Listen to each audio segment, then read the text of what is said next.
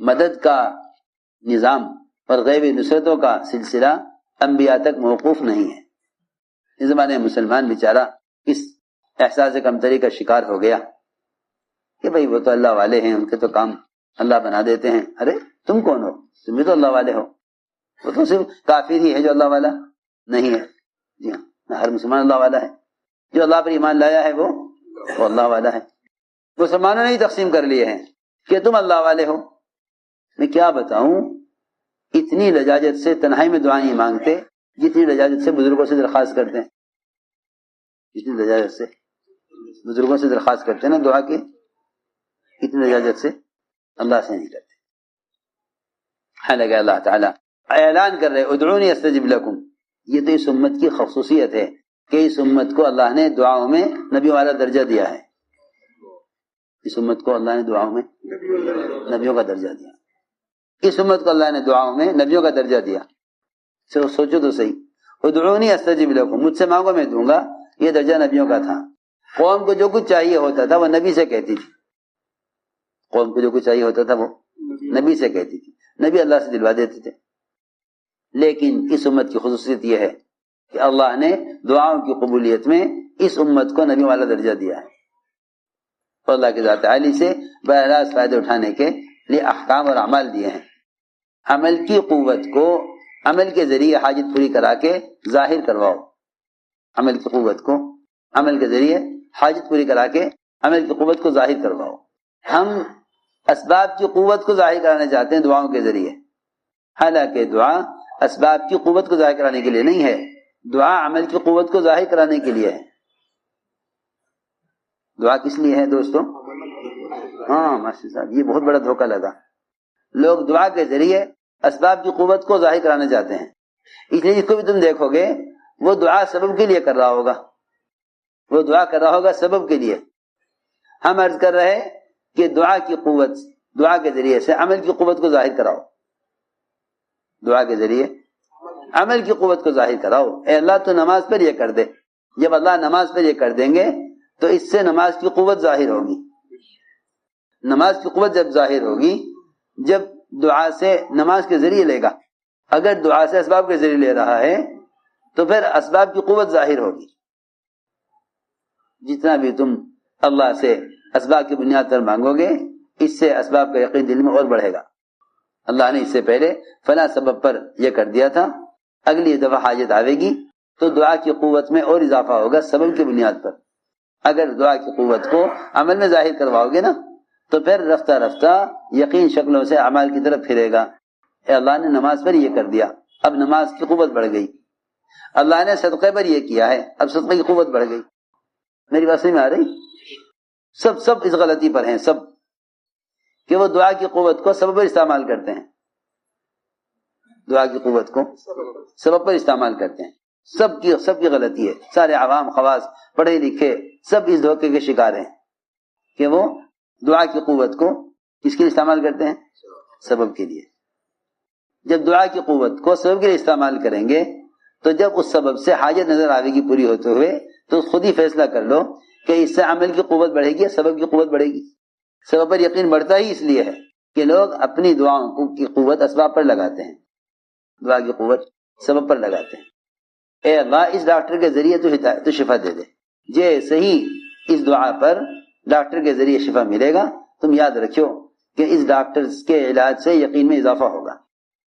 جیسے ہی دعا کرو گے اے اللہ اس دکان سے نفع دے دے، اس دعا کے پر اگر دکان سے نفع مل بھی گیا تو دکان سے نفع کا یقین بڑھے گا۔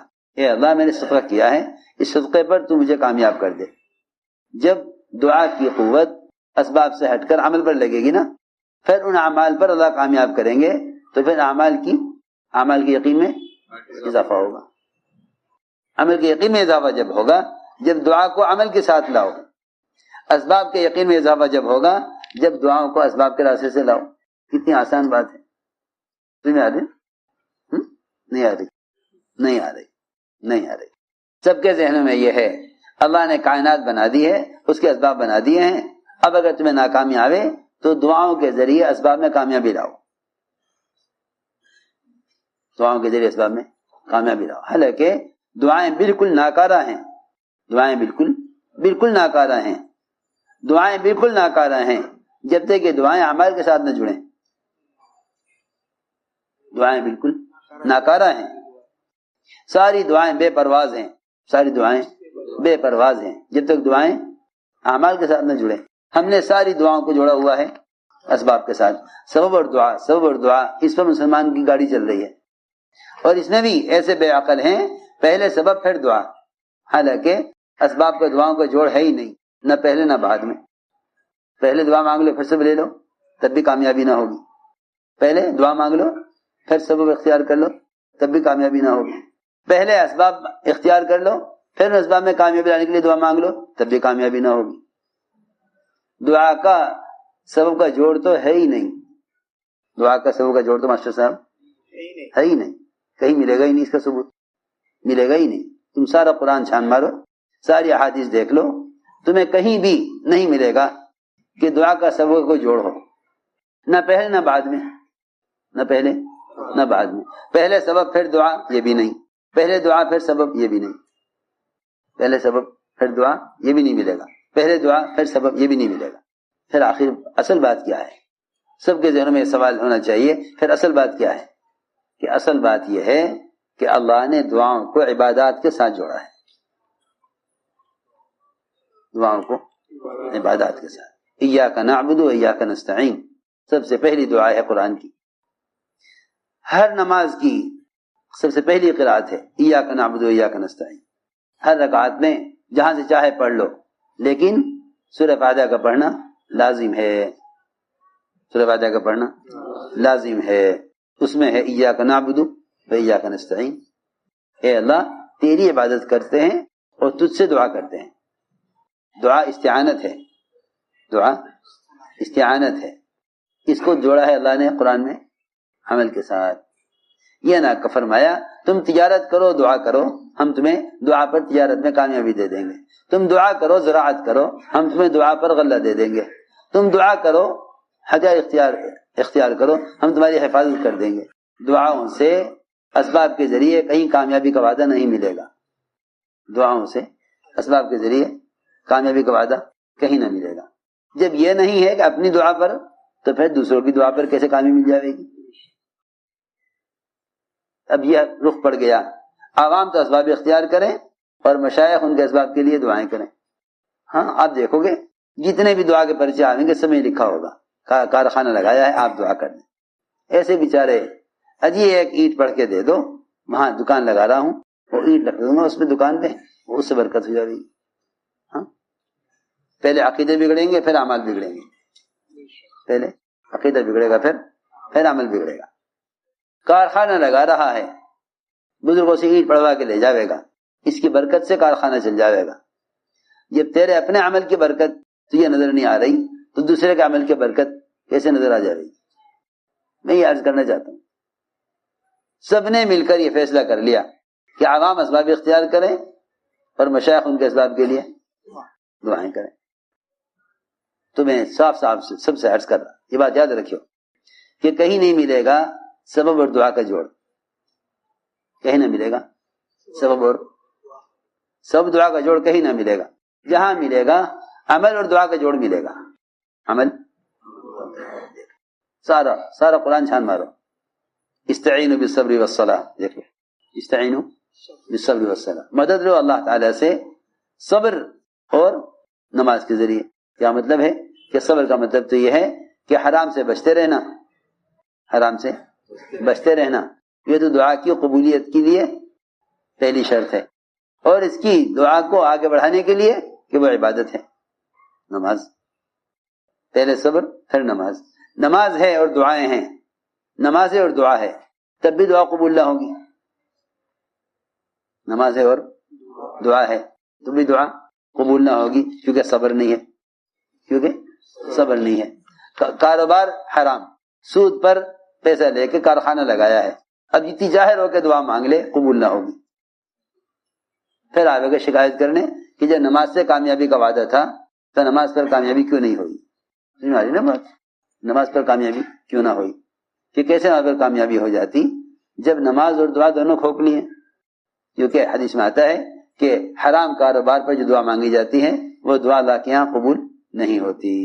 اللہ کے یہاں سے جواب ہوتا ہے تیری دعا کہاں سے قبول کر لوں؟ کھانا حرام کا، پینا حرام کا، پہننا حرام کا، سب کچھ تو حرام پر. پھر اللہ سے کہہ رہا کہ اللہ تو یہ کر دے.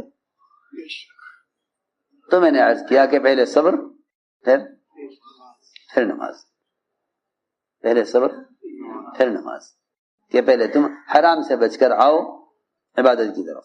پہلے طہارت پھر عبادت، پہلے طہارت پھر عبادت. ایسا ہی ہے نا؟